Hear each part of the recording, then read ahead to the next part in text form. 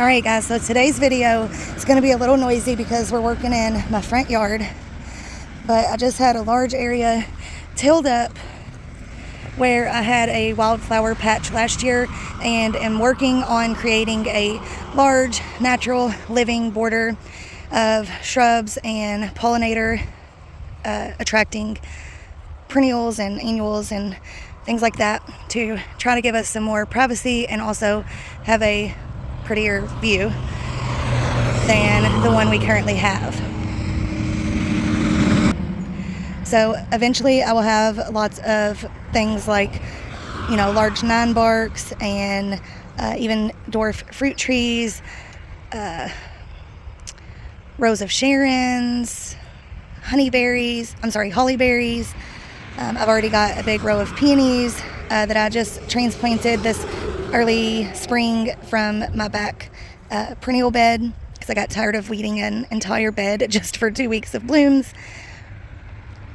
But yeah, so I extended it this year. I made it a lot deeper. And I'm going to be also using this back space here to plant some pumpkins and watermelons that I'm hoping to sell at the farmer's market. So I'm not going to say this is going to be a super quick video because every time I say that it ends up being about 30 minutes long. But I'm not going to be doing, you know, a whole lot of talking or explaining or anything like that. I just figured maybe this would be a relaxing video for you to see, see me prepping this for the wildflowers and then planting the wildflower seeds. And that way you can also, over the years, see how it goes from more budget-friendly, seed plantings for the most part, and then gradually being more full of large shrubs once we, can afford to invest in more. I plan on putting some arbs and, some other evergreens in here as well, and eventually also extending it to the side yard. But for now, for a more budget-friendly way of filling this space up, I am just going to fill in the empty spots with lots of seeds. While I am prepping this ground, which all I'm doing to prep it is I'm just going to rake up some of the large chunks of roots, and then I'm just going to plant the seeds.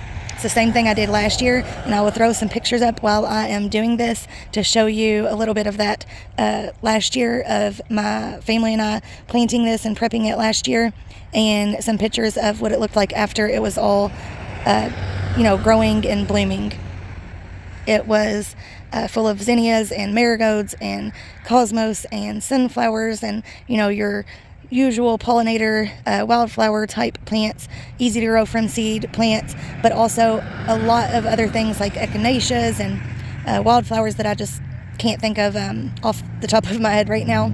But I'll put some on the screen of what was in the mix last year, and I still have some of that left over because I bought a 2-pound bag of it last year. And so I'm going to be using that again this year, in addition to some of my zinnias and cosmos and sunflowers that I have a lot of seeds of that I'm going to throw in here. I'm going to try this year to get it a little bit more pinks and purples. Last year there was a whole lot of yellows and oranges from the sunflowers and marigolds and orange cosmos. So we're going to try to get it a little bit more heavy on the pinks and purples this year.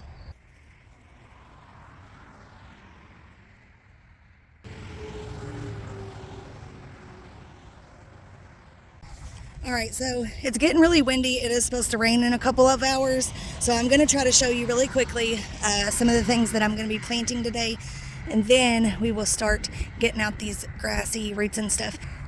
So I got the spring into summer wildflower mix.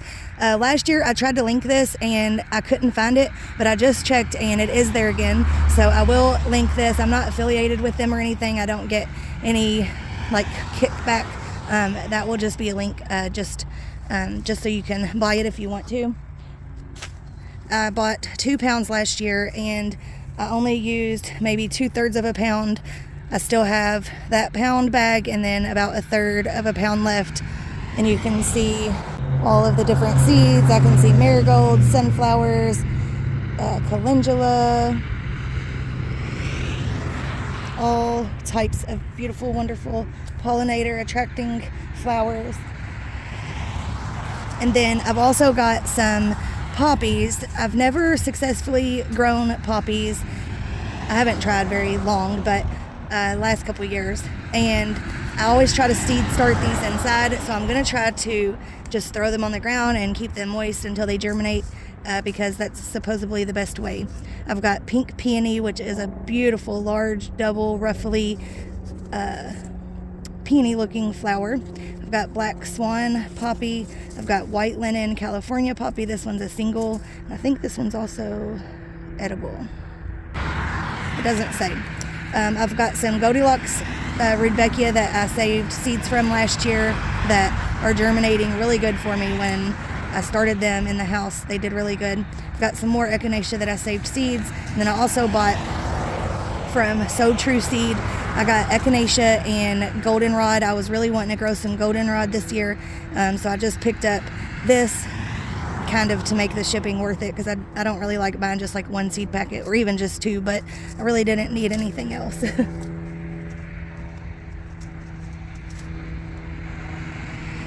Here is that goldenrod.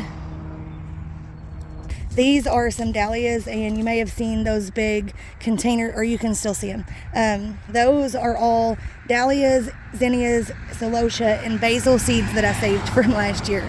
So I'm going to throw a bunch of those in here. I love using those for cutting, so this is also a little bit of extra space for me to use for cut flowers. I grew a ton of dahlias from seed last year. Unfortunately, almost all of my dahlias that I invested in of the tubers rotted because we had a very wet spring, but my seed dahlias did great, and I'm gonna have a video about those soon, going over the tubers that I saved from the seed dahlias that I grew. I only got one that was really worth saving, but I went ahead and saved all the tubers just to see how successful they were at being able to be saved. But I would throw some pictures up of those also if I can find them. I have pictures on so many memory cards right now that it's kind of hard to find everything. But I did have a couple that were beautiful just for like regular garden dahlias, but just not really worth saving for cut flower dahlias for bouquets. One of them was a white and pink dahlia. It was like semi-double. It was white with just the slightest hint of pink stripe. Well, not really stripes, just like a blush pink. I'll find a picture and put it in. It was just really, really pretty. So I want to try to see what the seeds look like, because they cross-pollinate with any dahlias that are around very readily. So their seeds, if it's a pink and white dahlia, their seeds may end up being a red and orange dahlia. You just never know. Well, that's what they say anyways. I haven't grown from my own seed, so I want to see whenever I grow these from the white and pink dahlias, do any of them look anywhere close to those, or do they cross like as readily as people say. And then also I'm going to use this space for a little bit of food. The last couple years it's mainly been cut flowers, but because of the prices of everything, I'm getting back a little more heavily into growing vegetables like I used to. It used to be the other way around. I used to grow mainly vegetables, just a few flowers. So I'm going to flip-flop that again this year. I've also got a couple things that are really good for direct sowing that I usually grow for cut flowers that I have a really hard time trying to seed start indoors, and I have a hard time keeping them moist enough in the cut flower garden to where they germinate. So I'm going to try, maybe since they'll have all this other stuff, kind of giving them a little shade, growing up around them, maybe I'll have a little bit better success direct sowing, maybe.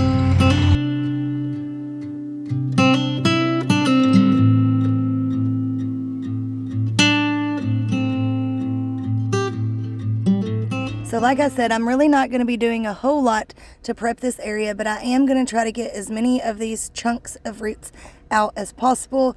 Because we get so much rain, the roots are just going to kind of settle back into that loose tilled up dirt and just continue to grow if I don't get those out. My sweet husband tried to help me out and use this